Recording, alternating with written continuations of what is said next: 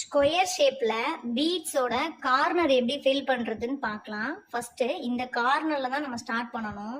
இந்த இதுக்கு வெளியவே ஸ்டார்ட் பண்ணிக்குவோம்.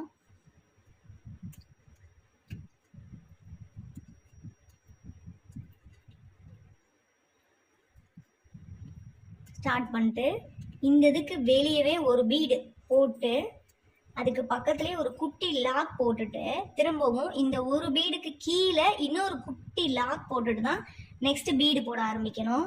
அப்போதான் இந்த கார்னர் எப்படி ஃபில் ஆயிடுச்சு பார்த்தீங்களா, ஃபினிஷிங்காக ஃபில் ஆகும்.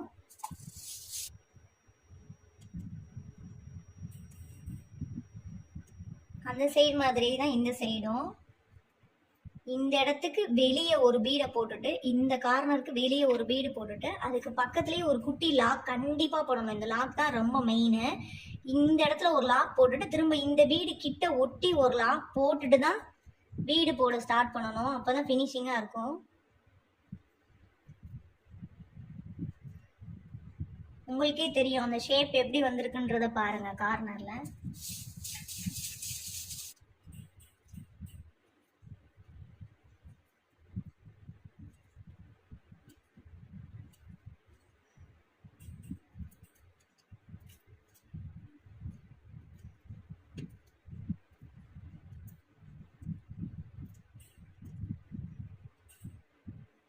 இந்த இடத்துக்கிட்ட வந்தோன்னா ஒட்டி போட்டு அப்படி கிராஸ் ஆகுது. அப்போ நம்ம இந்த இடத்துல ஒரு லாக் போட்டுட்டு இதுக்கு மேலே ஒரு பீடு போட்டுட்டு லாக் போட்டோம்னா ஃபினிஷிங் வருதா.